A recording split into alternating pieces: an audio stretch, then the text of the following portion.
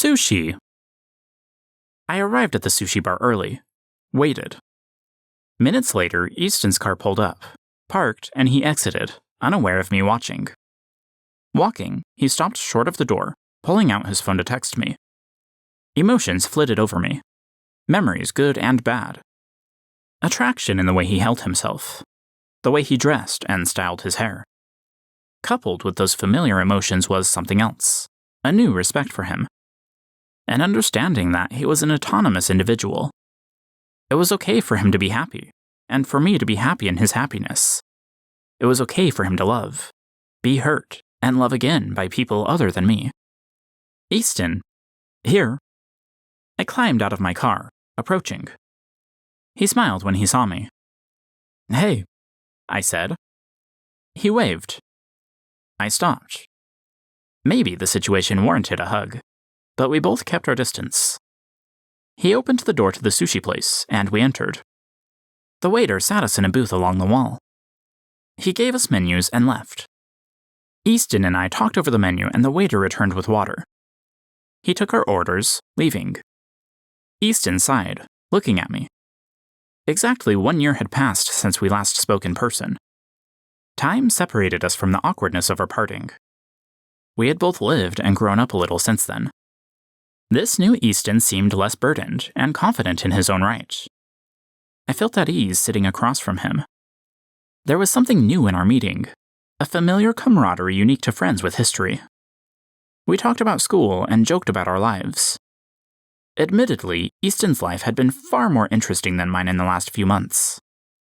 He'd had a truly bizarre run-in with gay polygamists who wanted his temple name in exchange for a place to live and 3 husbands. Yeah, I blocked his number, like as soon as I left the house, Easton said, expression reeling with the absurdity of the memory. I mean, who just ambushes someone with that? I laughed, keeling over at his recounting of the story. My piece of sushi flipped from my chopsticks. But then the conversation turned more serious. Easton told me he had been raped by his boyfriend during his first year at BYU before his mission. The Honor Code office had punished Easton, and any additional violations would have led to his removal from the school. Later, when he and I were getting to know one another, he was working through the events with his counselor. He pushed me away out of self-protection. With me under my bishop's thumb, I obviously wasn't a safe choice for a boyfriend. I responded with a sad look, knowing we had both done our best. We'd only had each other during that time. It wasn't enough. We were broken in our own ways, and at risk of losing everything if discovered. I then explained how I found myself in a downward spiral at BYU, and expressed my sorrow over having hurt everyone around me. My suicidal thoughts. The nuances over my decision to leave BYU. I wasn't quite ready to tell him about Claire, despite my progress in working through those memories. I should have told him. After all, he had told me. But I had only ever written the words. I didn't know how to say them. Spoiler alert, he found out years later when I sent him a totally normal email to let him know he was starring in my next book. And would he please read it and be okay with it? You know, just normal catching up stuff. He was kind enough to give this book his blessing, for which I will always be grateful. Our conversation drifted to our most recent interaction, the voice note I sent him. I felt embarrassed, viewing it as a sappy thing to do. But Easton had a different view of the interaction. It surprised me, he said. I mean, I was in a relationship at the time, so I couldn't do anything about it. But it just kind of stuck with me through the months, you know? Oh, does that mean you were thinking of me the day you left the gay polygamist cult? I asked in an adoring tone. Easton laughed. Yeah, I guess so. I guess I just never really understood the depths of the emotion you felt. And that's sort of an attractive thing, to be wanted. My thumb fiddled with the edge of my plate in a nervous gesture. Guilt and shame washed over me. I was doing it again. My new boyfriend at USU wanted me. We were always open and honest about our feelings. We had formed new memories and forged an identity of our own. Our fledgling relationship never had any ambiguity. And yes, being wanted was attractive. You're right. I'm sorry about everything, he said. My emotions fit together with an unprecedented level of resolution. I took a steadying breath. We were both in a bad spot. I don't think there was any chance of us working out back then. Easton nodded. I'd like to be friends. I want that too. And I did. It would be great to start over. Maybe go on a date or two over the weekend sometime if you want, he said. I looked at him, lost. How many times had I thought of this moment? How much had I believed that Easton would come around, and we would be together, happy? He bit his lip. Do you want to?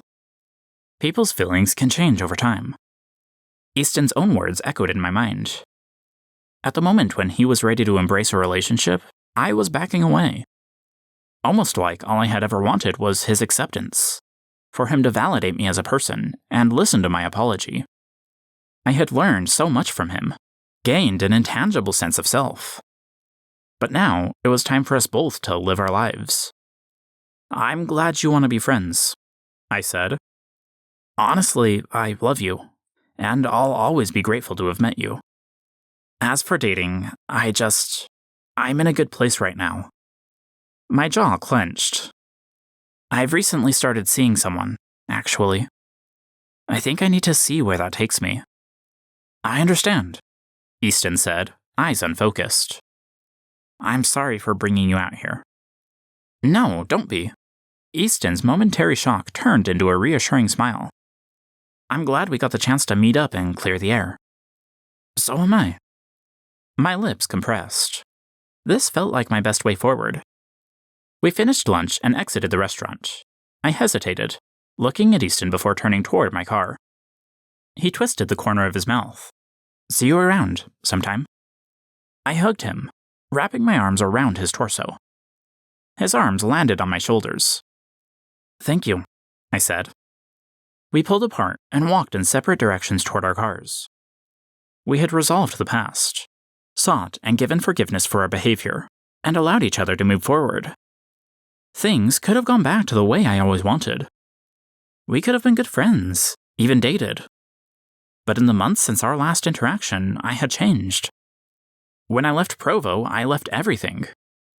I left behind all pretenses. All my friends, my school, work, home, everything. I forged a new person, an identity for myself. I had held on to Easton and BYU because I missed the past. But given the opportunity to go back, I began to miss the present. The time had come for me to embrace my new life. Driving home, I knew I would have to talk to my boyfriend, explain everything to him, make restitution if he would accept it, and earn the trust he had given me. I wasn't afraid, though. For the first time in a while, I felt excited about the future. But none of that is relevant to this story, so I guess this is the end. I mean, a lot of writers leave their stories unresolved, right?